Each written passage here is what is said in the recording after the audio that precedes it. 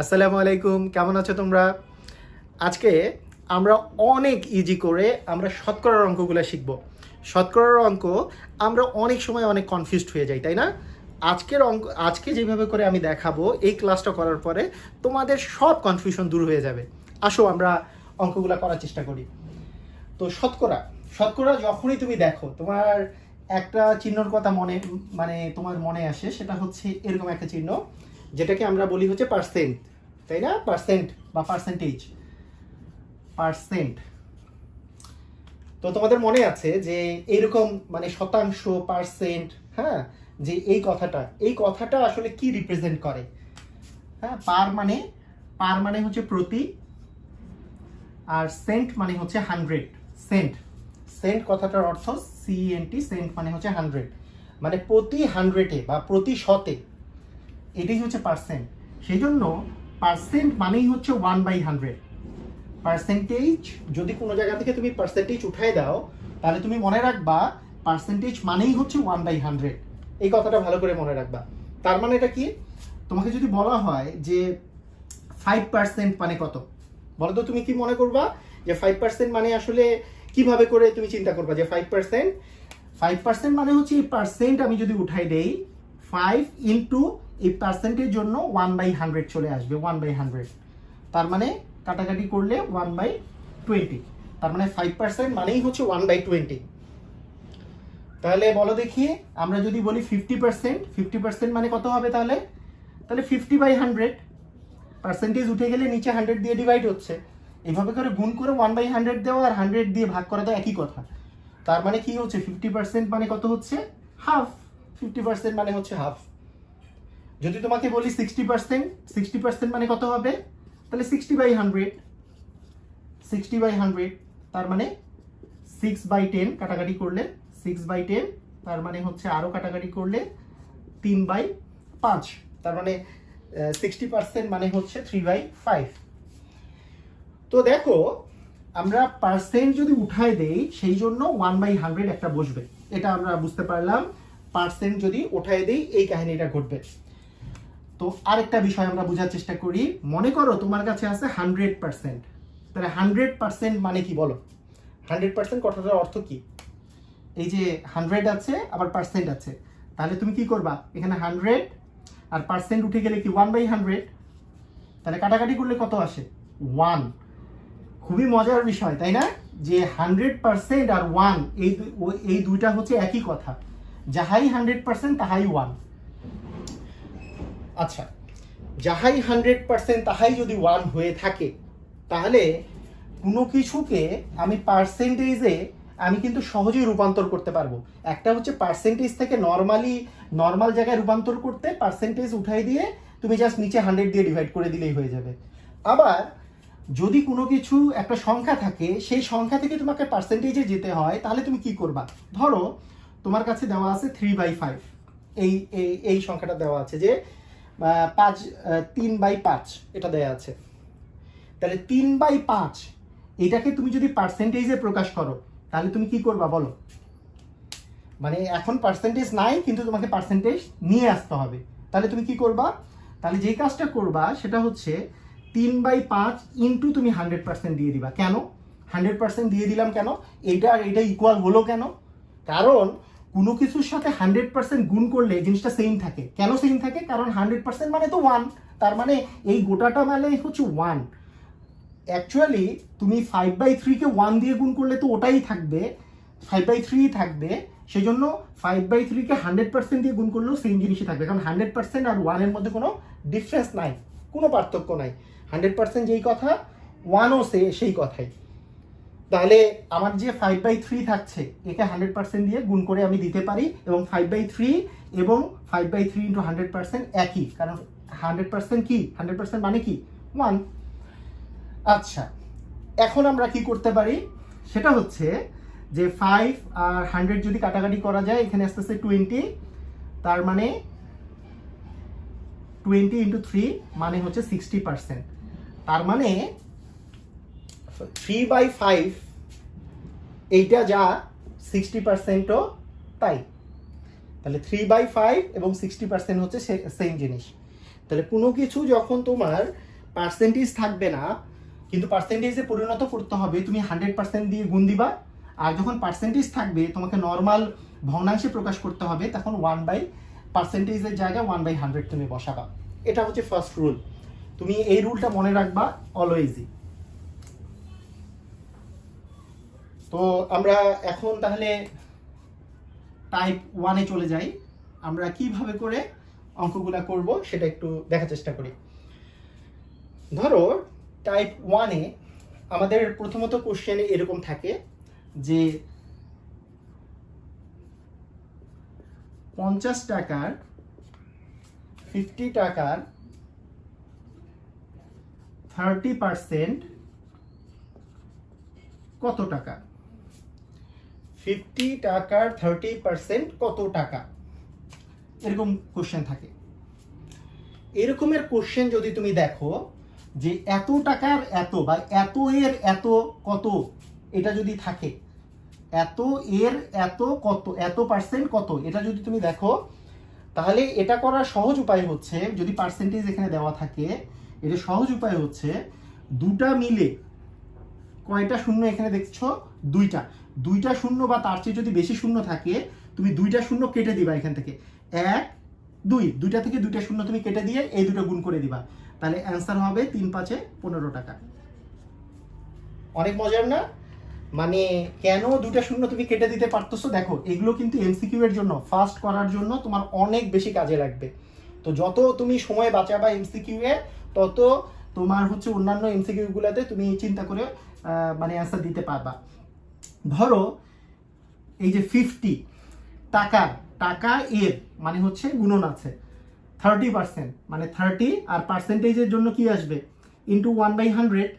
এই যে বাই যে 100 আছে, এখানে যে দুইটা শূন্য আছে, দুটা শূন্য কাটা যাবে। এটা আমরা এইভাবে করে ভেঙে করলে এরকম করে দুটা শূন্য কাটা দিয়ে 3 5 15 আসতো। তোমাদের মনে রাখারই প্রয়োজন নাই। যদি দুইটা বা তার অধিক শূন্য থাকে, আমি দুটা শূন্য কেটে দিব, জাস্ট কেটে দিয়ে আমি অ্যান্সার বসাই দিব, গুণ করে অ্যান্সারটা বসাই দিব। আসো আমরা আরেকটা অঙ্ক করি।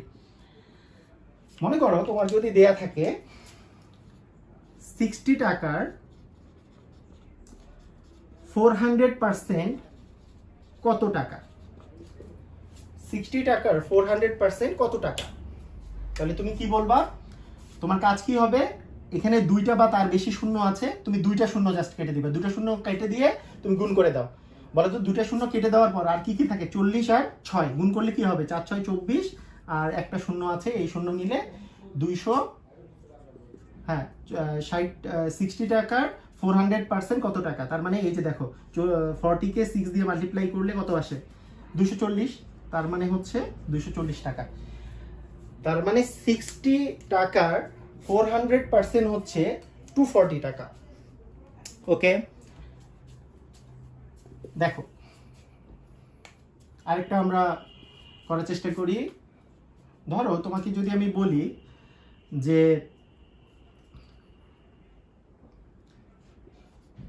25 টাকার 300% কত টাকা? 25 টাকার 300% কত টাকা? তুমি কি বলবা বলো তো? এখানে কি কয়টা শূন্য আছে? দুটা শূন্য তুমি কেটে দিবা, দুটা শূন্য কেটে দিয়ে জাস্ট গুণ করে দাও, তাহলে কত থাকছে? 75। তাহলে 25 টাকার 300% হচ্ছে 75 টাকা। তো আমাদের কাজ কি হবে? যে এরকম এত এর এত কত, এটা যদি বলা থাকে, তাহলে জাস্ট দুটা শূন্য তুমি কেটে দিবা, তারপরে গুণ করে দিবা, তাহলে তোমার অ্যান্সার চলে আসবে। এই টাইপের কি আরেকটা এক্সাম্পল দিব? ঠিক আছে, আরেকটা এক্সাম্পল দিয়ে দিই। ধরো তোমাকে বলা হলো 1/5 এর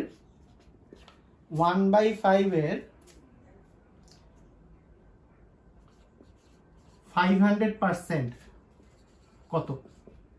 1/5 এর 500% কত? বলো তো কি করবা তুমি? কি করবা? এই কোশ্চেনের অ্যান্সার দিতে হলে কি করবা? যখনই এত এর এত পার্সেন্ট কত বা এত টাকার এত পার্সেন্ট কত টাকা, তখন কি করতে হয়? দুটা যদি শূন্য থাকে, দুটা শূন্য কেটে দিয়ে গুণ করে দেওয়া। তো 1/5 আর 5 গুণ করলে তো 1 আসে। তার মানে 1/5 এর 500% মানে হচ্ছে 1। আমি আশা করি তোমরা এই টাইপটা বুঝতে পেরেছো। এবং এই টাইপের মধ্যে আমরা আরো কিছু জিনিস শিখি। ধরো তোমার কাছে দুটা মিলে একটা শূন্য আছে, দুটা মিলে একটা শূন্য আছে। একটা শূন্য মানে ধরো তোমার কাছে আছে যে 60 টাকার 15% কত টাকা? কি বলা হয়েছে যে 60 টাকার 15% কত টাকা।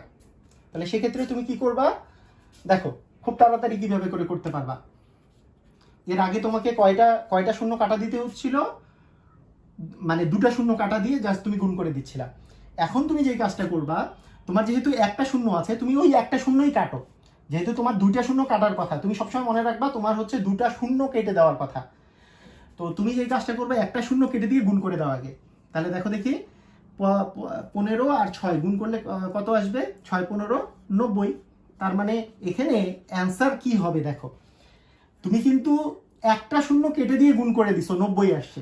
যেহেতু তুমি একটা শূন্য কাটছো, কাটার কথা ছিল দুটা শূন্য, তাই ডান দিক থেকে এক ঘর আগে একটা দশমিক বসাই দিবা। তাহলে অ্যান্সার হবে হচ্ছে 9 টাকা। অ্যান্সার হবে কত টাকা? 9 টাকা। আসো আমরা আরো এক্সাম্পল দেখি। ধরো তোমাকে আমি যদি বলি যে 15 এর 20% কত?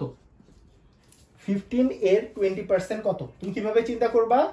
তুমি এখানে কয়টা শূন্য আছে?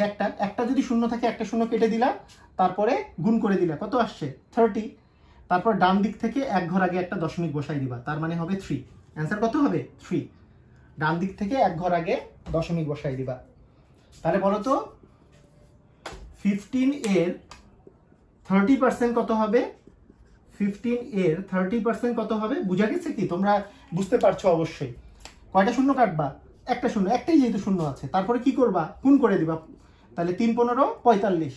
তাহলে কি অ্যান্সার হয়ে গেল? না, কারণ একটা শূন্য কাটছো, তাহলে ডান দিক থেকে এক ঘর আগে একটা দশমিক তুমি বসাই দিবা। তাহলে 4.5 হবে তোমার অ্যান্সার। তাহলে একটা শূন্য থাকলে একটা শূন্য কেটে দিয়ে ডান পাশ থেকে এক ঘর আগে একটা দশমিক জাস্ট আমরা বসাই দিব। আচ্ছা, ঠিক আছে। এটা তাড়াতাড়ি করার জন্য এই নিয়ম, নাহলে তো আমরা ওই যে নর্মাল প্রসিডিওরে পার্সেন্টেজের জায়গায় 1/100 বসাই দিয়ে অঙ্কগুলো করতে পারতাম। তো আমরা যেহেতু এমসিকিউ এর জন্য আমাদের অনেক বেশি এগুলো দরকার হবে, তাই আমরা তাড়াতাড়ি করার জন্য এই নিয়মগুলো ফলো করতে পারি। আচ্ছা, আমি যদি এইভাবে এখন বলি যে 25 টাকার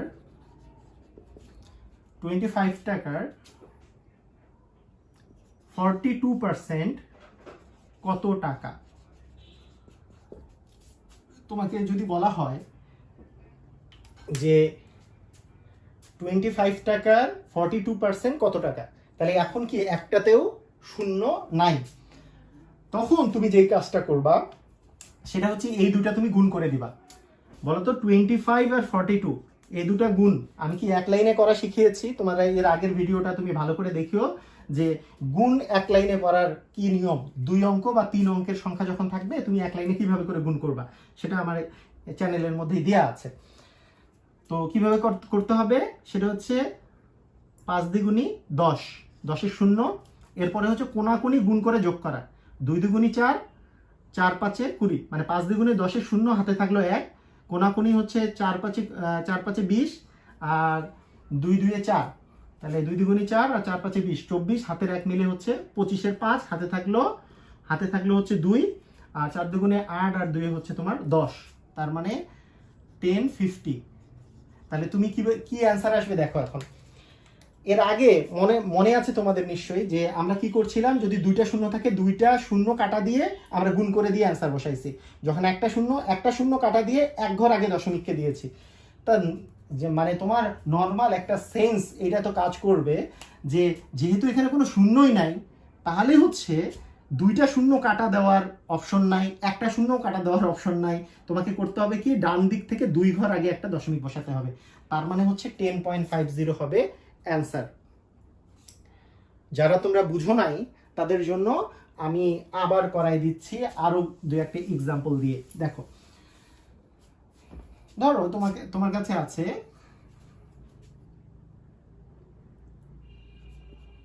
75 টাকার 23%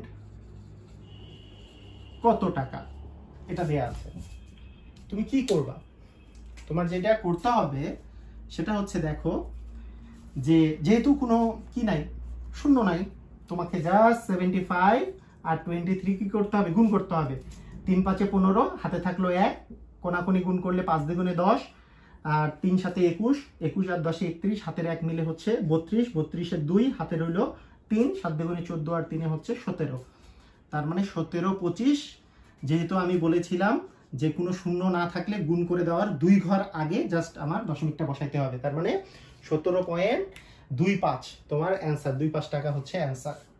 তাহলে এইভাবে করে তুমি অঙ্কগুলো করলে অনেক দ্রুত গতিতে তুমি অঙ্কগুলো করে ফেলতে পারবা। আবার আমি বলছি, যদি তোমরা এক লাইনে এই 2 সংখ্যা বা 3 সংখ্যার গুণ করতে না পারো, তাহলে আমার চ্যানেলে দিয়ে দেওয়া আছে কোন ট্রিক্স অ্যাপ্লাই করলে তোমরা মানে এই যে এই 2 অঙ্ক বা 3 অঙ্কের সংখ্যাগুলো এক লাইনে তোমরা গুণ করে ফেলতে পারবা। এটা তো গেল হচ্ছে একটা টাইপ, তাই না?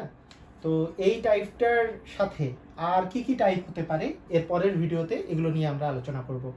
তো তোমাদেরকে ওই ভিডিওগুলো দেখার জন্য আমন্ত্রণ জানিয়ে আজকে এই পর্যন্তই। আল্লাহ হাফেজ।